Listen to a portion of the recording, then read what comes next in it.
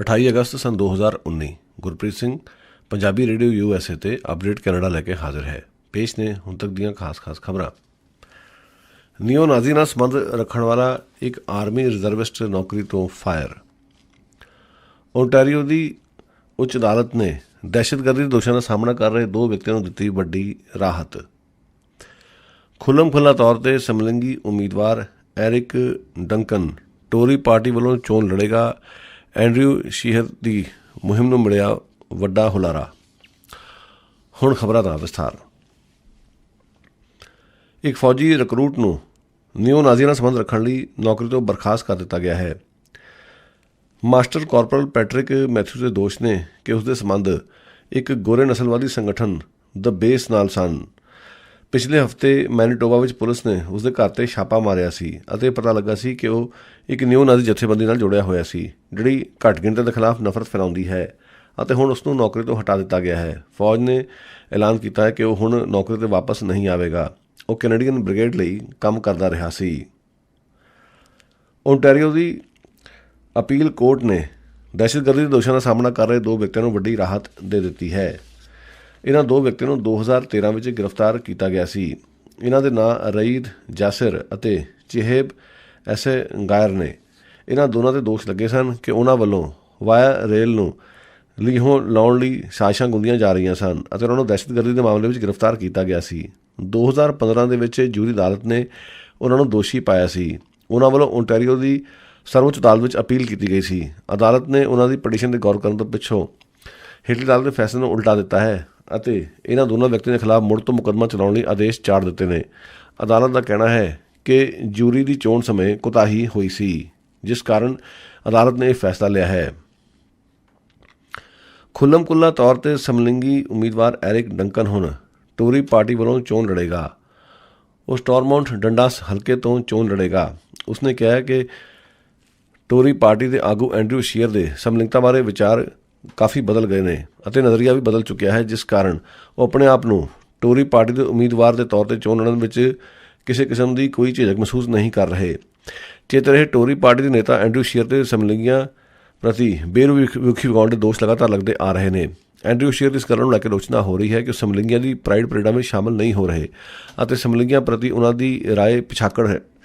ਪਰੰਤੂ Eric Duncan ਦਾ ਕਹਿਣਾ ਹੈ ਕਿ ਉਸਨੇ ਮਹਿਸੂਸ ਕੀਤਾ ਹੈ ਕਿ ਐਂਡਰਿਊ ਸ਼ੀਅਰ ਦੀ ਰਾਏ ਪਿਛਲੇ ਕਈ ਸਾਲਾਂ ਵਿੱਚ ਬਦਲੀ ਹੈ ਅਤੇ ਉਹਨਾਂ ਨੂੰ ਇੱਕ ਮੌਕਾ ਦੇਣਾ ਚਾਹੀਦਾ ਹੈ। ਇਸ ਕਾਰਨ ਉਹ ਟੋਰੀ ਪਾਰਟੀ ਵੱਲੋਂ ਚੋਣ ਲੜੇਗਾ। ਇਸ ਨਾਲ ਐਂਡਰਿਊ ਸ਼ੀਅਰ ਦੀ ਟੋਰੀ ਪਾਰਟੀ ਨੂੰ ਹੁਲਾਰਾ ਮਿਲਿਆ ਹੈ।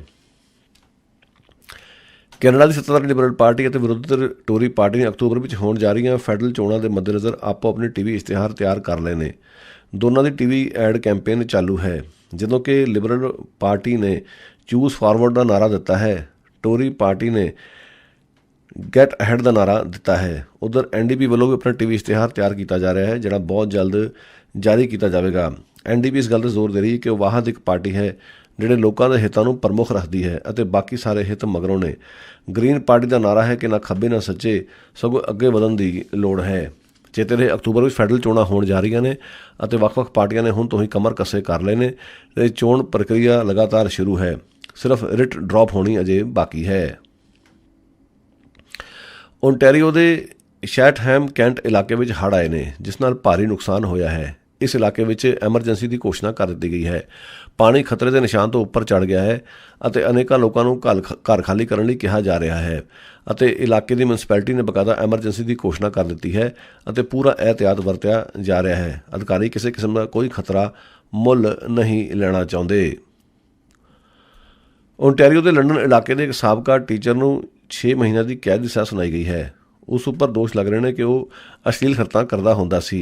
ਰਾਇਨ ਜਰਵਿਸ ਦੇ ਦੋਸ਼ ਸਨ ਕਿ ਉਸਨੇ 2010 ਤੋਂ ਲੈ ਕੇ 2011 ਦੇ ਵਿਚਾਲੇ ਇਸਤਰੀ ਵਿਦਿਆਰਥੀਆਂ ਦੀਆਂ ਛਾਤੀਆਂ ਦੀਆਂ ਤਸਵੀਰਾਂ ਰਿਕਾਰਡ ਕੀਤੀਆਂ ਸਨ। ਉਸਨੇ ਇਹ ਤਸਵੀਰਾਂ ਇੱਕ ਗੁਪਤ ਕੈਮਰੇ ਨਾਲ ਖਿੱਚੀਆਂ ਸਨ।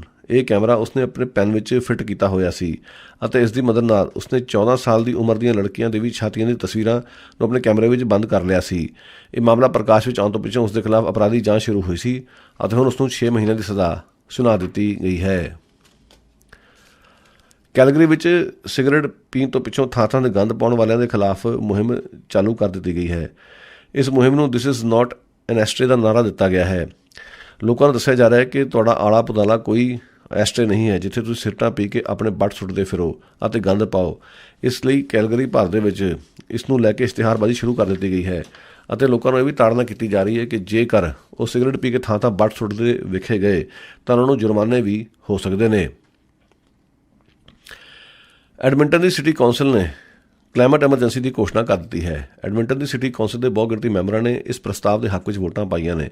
10 ਦੇ ਇਸ ਦੇ ਹੱਕ ਵਿੱਚ ਤੇ 3 ਇਸ ਦੇ ਉਲਟ ਵੋਟਾਂ ਪਾਈਆਂ, ਜਿਸ ਤੋਂ ਪਿੱਛੋਂ ਐਡਮਿੰਟਨ ਸਿਟੀ ਕੌਂਸਲ ਵੱਲੋਂ ਕਲਾਈਮੇਟ ਐਮਰਜੈਂਸੀ ਦੀ ਘੋਸ਼ਣਾ ਕਰ ਦਿੱਤੀ ਗਈ। ਇਸ ਤੋਂ ਪਹਿਲਾਂ ਹੈਲੀਫੈਕਸ, ਵੈਨਕੂਵਰ ਅਤੇ ਕਿੰਗਸਟਨ ਇਲਾਕਿਆਂ ਦੇ ਵਿੱਚ ਵੀ ਮਿਊਨਿਸਪੈਲਿਟੀਆਂ ਨੇ ਅਜਿਹੇ ਫੈਸਲੇ ਲਏ ਨੇ ਤਾਂ ਜੋ ਫੈਡਰਲ ਸਰਕਾਰ ਦਬਾਅ ਪਾਇਆ ਜਾ ਸਕੇ ਕਿ ਵਾਤਾਵਰਣ ਵਿੱਚ ਆ ਰਹੀ ਤਬਦੀਲੀ ਦੇ ਲਈ ਢੁਕਵੇਂ ਕਦਮ ਚੁੱਕੇ ਜਾਣ।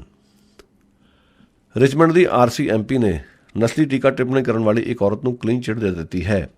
ਉਕਤ ਔਰਤ ਨੇ ਪਾਰਕਿੰਗ ਲਾਟ ਦੇ ਵਿੱਚ ਇੱਕ ਏਸ਼ੀਆਈ ਮੂਲ ਦੀ ਔਰਤ ਬਾਰੇ ਅਵਾ-ਤਵਾ ਬੋਲਿਆ ਸੀ ਅਤੇ ਉਸ ਦੇ ਭਾਈਚਾਰੇ ਨੂੰ ਗਾਲਾਂ ਕੱਢੀਆਂ ਸਨ ਅਤੇ ਚੀਨੀ ਭਾਈਚਾਰੇ ਨੂੰ ਖਾਸ ਤੌਰ 'ਤੇ ਨਿਸ਼ਾਨਾ ਬਣਾਇਆ ਸੀ। ਐਮੀ ਜ਼ਿਊ ਨਾਂ ਦੀ ਇੱਕ ਔਰਤ ਨੇ ਉਸ ਦੀ ਇਹ ਸਾਰੀ ਕਾਰਵਾਈ ਰਿਕਾਰਡ ਕਰ ਲਈ ਸੀ ਅਤੇ ਉਸ ਦੇ ਵੀਡੀਓ ਉੱਪਰ ਉਕਤ ਔਰਤ ਨੂੰ ਨਸਲੀ ਟੀਕਾ ਟਿੱਪਣੀ ਕਰਦਿਆਂ ਸੁਣਿਆ ਤੇ ਵੇਖਿਆ ਜਾ ਸਕਦਾ ਹੈ।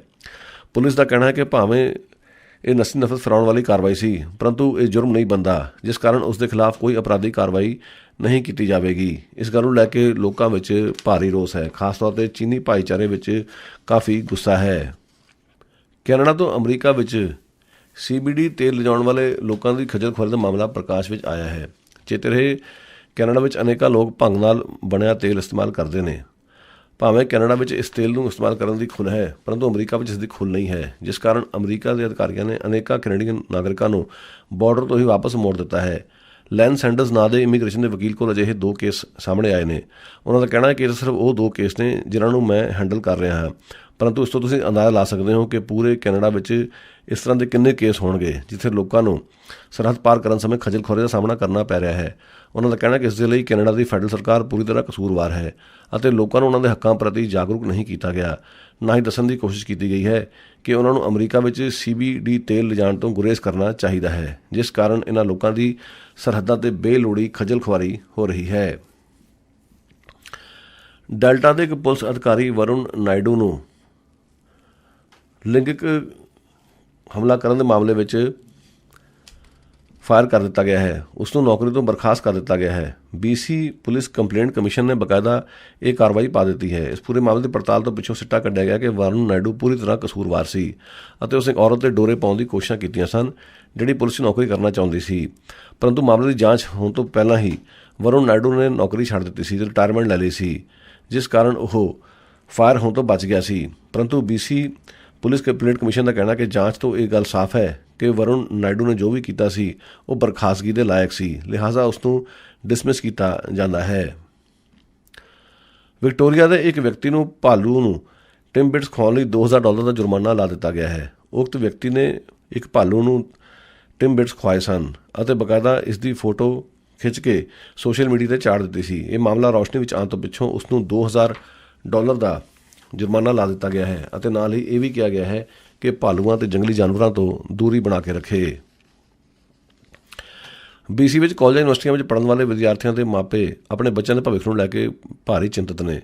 ਲੈਜਰ ਆਨਲਾਈਨ ਵੱਲੋਂ ਇੱਕ ਸਰਵੇਖਣ ਕਰਵਾਇਆ ਗਿਆ ਹੈ। ਇਹ ਸਰਵੇਖਣ ਕੋਸਟ ਕੈਪੀਟਲ ਸੇਵਿੰਗਸ ਵੱਲੋਂ ਕਰਵਾਇਆ ਗਿਆ ਸੀ, ਜਿਸ ਵਿੱਚ 600 ਵਿਅਕਤੀਆਂ ਨੇ ਸ਼ਿਰਕਤ ਕੀਤੀ ਸੀ। 75% ਮਾਪੇ ਇਸ ਗੱਲੋਂ ਫਿਕਰਮੰਦ ਨੇ ਕਿ ਉਹ ਆਪਣੇ ਬੱਚਿਆਂ ਦੇ ਲਈ ਯੂਨੀਵਰਸਿਟੀਆਂ ਅਤੇ ਕਾਲਜਾਂ ਦੀ ਵਿੱਦਿਆ ਹਾਸਲ ਕਰਾਉਣ ਵਾਸਤੇ ਕਿਵੇਂ ਸਾਧਨ ਜੁਟਾਉਣ। ਇਸ ਗੱਲ ਨੂੰ ਲੈ ਕੇ ਉਹ ਕਾਫੀ ਫਿਕਰਮੰਦ ਨੇ। ਚੇਤੇ ਰਹੇ, ਕੈਨੇਡਾ ਵਿੱਚ ਯੂਨੀਵਰਸਿਟੀ ਅਤੇ ਕਾਲਜਾਂ ਦੀਆਂ ਫੀਸਾਂ ਦਿਨੋਂ ਦਿਨ ਵਧੀਆਂ ਜਾ ਰਹੀਆਂ ਨੇ, ਜਿਸ ਕਾਰਨ ਮਾਪੇ ਬੱਚਿਆਂ ਦੇ ਭਵਿੱਖ ਨੂੰ ਲੈ ਕੇ ਕਾਫੀ ਫਿਕਰਮੰਦ ਨੇ। ਤੇ ਅੰਤ ਵਿੱਚ ਤਬਸਰਾ, BC ਦੀ NDP ਸਰਕਾਰ ਕਸੂਤੀ ਸਥਿਤੀ ਵਿੱਚ ਫਸ ਗਈ ਹੈ। ਚੇਤੇ ਰਹੇ, NDP ਨੇ ਚੋਣਾਂ ਸਮੇਂ ਸੱਤਾ ਵਿੱਚ ਆਉਣ ਤੋਂ ਪਹਿਲਾਂ ਟੈਕਸੀ ਵਾਲਿਆਂ ਨੂੰ ਨਾਅਰਾ ਲਾਇਆ ਸੀ ਕਿ ਊਬਰ ਨੂੰ ਇੱਥੇ ਨਹੀਂ ਪਸਰਨ ਦਿੱਤਾ ਜਾਵੇਗਾ ਅਤੇ ਇਸ ਪੂਰੇ ਮਾਮਲੇ ਦੀ ਪਬਲਿਕ ਟਰਾਂਸਪੋਰਟ ਬੋਰਡ ਨੇ ਖੋਜ ਕਰਨ ਤੋਂ ਪਿੱਛੋਂ ਸਿੱਟਾ ਕੱਢਿਆ ਹੈ ਕਿ ਊਬਰ ਨੂੰ ਆਉਣ ਦਿੱਤਾ ਜਾਵੇ ਅਤੇ ਉਲਟਾ ਕੋਈ ਕੈਪ ਨਹੀਂ ਲਾਈ ਜਾਵੇਗੀ। ਭਾਵ ਊਬਰ ਵਾਲੇ ਜਿੰਨੀਆਂ ਮਰਜ਼ੀ ਗੱਡੀਆਂ ਲਿਆ ਕੇ ਵੈਨਕੂਵਰ ਵਿੱਚ ਆਪਣਾ ਕੰਮ ਸ਼ੁਰੂ ਕਰ ਸਕਦੇ ਨੇ। ਇਸ ਗੱਲ ਨੂੰ ਲੈ ਕੇ ਟੈਕਸੀ ਉਦਯੋਗ ਨਾਲ ਜੁੜੇ ਪੰਜਾਬੀ ਭਾਈਚਾਰੇ ਦੇ ਲੋਕ ਖਾਸ ਤੌਰ 'ਤੇ ਕਾਫੀ ਪਰੇਸ਼ਾਨ ਨੇ। ਉਹਨਾਂ ਦਾ ਕਹਿਣਾ ਕਿ ਉਹਨਾਂ ਨੂੰ NDP ਤੋਂ ਬੜੀਆਂ ਉਮੀਦਾਂ ਸਨ। ਆਮ ਤੌਰ 'ਤੇ ਟੈਕਸੀ ਵਾਲੇ ਲਿਬਰਲ ਪਾਰਟੀ ਨੂੰ ਹੀ ਸਪੋਰਟ ਕਰਦੇ ਰਹੇ ਸਨ, ਪਰੰਤੂ ਪਿਛਲੀ ਵਿਧਾਨ ਸਭਾ ਚੋਣ ਵਿੱਚ ਉਹਨਾਂ ਨੇ ਖੁੱਲ੍ਹ ਕੇ ਨਿਸ਼ੰਗ ਹੋ ਕੇ NDP ਦੀ ਮਦਦ ਕੀਤੀ ਸੀ ਅਤੇ NDP ਵੀ ਉਹਨਾਂ ਨੂੰ ਝਾਂਸਾ ਦਿੰਦੀ ਰਹੀ ਸੀ ਕਿ ਊਬਰ ਤੋਂ ਉਹਨਾਂ ਦੇ ਧੰਦੇ ਨੂੰ ਬਚਾਵੇਗੀ। ਉਲਟ ਗੱਲ ਇਹ ਹੋਈ ਹੈ ਕਿ ਊਬਰ ਨੂੰ ਖੁੱਲ੍ਹ ਖੇਡ ਕਰਨ ਲਈ ਮੌਕਾ ਮਿਲ ਗਿਆ ਹੈ, ਜਿਸ ਕਾਰਨ ਟੈਕਸੀ ਉਦਯੋਗ ਨਾਲ ਜੁੜੇ ਲੋਕਾਂ ਵਿੱਚ ਭਾਰੀ ਰੋਸ ਹੈ। ਉਹਨਾਂ ਨੇ ਖੁੱਲ੍ਹ ਤੌਰ 'ਤੇ ਕਹਿਣਾ ਸ਼ੁਰੂ ਕਰ ਦਿੱਤਾ ਹੈ ਕਿ NDP ਸਰਕਾਰ ਨੇ ਉਹਨਾਂ ਦੇ ਨਾਲ ਧੋਖਾ ਕੀਤਾ ਹੈ। ਉਹਨਾਂ ਦਾ ਕਹਿਣਾ ਕਿ NDP ਨਾਲ ਜੁੜੇ ਜਿੰਨੇ ਵੀ ਵਿਧਾਇਕ ਨੇ ਉਹ ਇਸ ਗੱਲ ਲਈ ਅਸਤੀਫਾ ਦੇਣ। ਉਹਨਾਂ ਨੇ ਇਸ ਗੱਲ 'ਤੇ ਸਵਾਲ ਖੜੇ ਕੀਤੇ ਨੇ ਕਿ ਪਬਲਿਕ ਟਰਾਂਸਪੋਰਟ ਬੋਰਡ ਆਪਣੀ ਮਰਜ਼ੀ ਨਾਲ ਅਜਿਹਾ ਫੈਸਲਾ ਕਿਵੇਂ ਲੈ ਸਕਦਾ ਹੈ। ਜ਼ਰੂਰ ਇਸ ਵਿੱਚ ਸਰਕਾਰ ਦੀ ਮਿਲੀ ਭੁਗਤ ਹੈ ਤੇ ਜਾਂ ਫਿਰ ਸਰਕਾਰ ਦੀ ਅਣਗਹਿਲੀ ਹੈ। ਸਰਕਾਰ ਨੇ ਟੈਕਸੀ ਚਲਾਉਣ ਵਾਲਿਆਂ ਦੇ ਹਿੱਤਾਂ ਦੀ ਤਲਾਸ਼ੀ ਦੇ ਦਿੱਤੀ ਹੈ, ਜਿਸ ਕਾਰਨ ਉਹਨਾਂ ਵਿੱਚ ਭਾਰੀ ਰੋਸ ਹੈ। ਹੁਣ ਵੇਖਣ ਵਾਲੀ ਗੱਲ ਹੈ ਕਿ ਅਕਤੂਬਰ ਵਿੱਚ ਫੈਡਰਲ ਚੋਣਾਂ ਵੀ ਆ ਰਹੀਆਂ ਨੇ। ਹੋ ਸਕਦਾ ਹੈ ਕਿ ਫੈਡਰਲ NDP ਉਮੀਦਵਾਰਾਂ ਨੂੰ ਵੀ ਇਸ ਦਾ ਖਮਿਆਜਾ ਭੋਗਣਾ ਪਵੇ। ਹਾਲਾਂਕਿ ਇਹ ਪੂਰੀ ਤਰ੍ਹਾਂ ਨਾਲ ਸੂਬਾਈ ਮਾਮਲਾ ਹੈ, ਪਰੰਤੂ ਫੈਡਰਲ NDP ਵੱਲੋਂ ਚੋਣ ਲੜ ਰਹੇ ਉਮੀਦਵਾਰਾਂ ਨੂੰ ਲੋਕਾਂ ਦੀਆਂ ਖਰੀਆਂ ਸੁਣਨੀਆਂ ਪੈ ਰਹੀਆਂ ਨੇ। ਇਹ ਤਾਂ ਉਹੀ ਗੱਲ ਹੋਵੇਗੀ ਕਿ ਆਪ ਤਾਂ ਡੁੱਬਣਾ ਸੀ ਬਾਹਮਣਾ, ਜਜਮਾਨ ਵੀ ਡੁੱਬੇ। ਸੋ ਦੋਸਤੋ, ਇਹ ਸਨ ਅੱਜ ਦੀਆਂ ਅਪਡੇਟਸ। ਗੁਰਪ੍ਰੀਤ ਸਿੰਘ ਨੂੰ ਦਿਓ ਇਜਾਜ਼ਤ। ਧੰਨਵਾਦ। Have a nice day.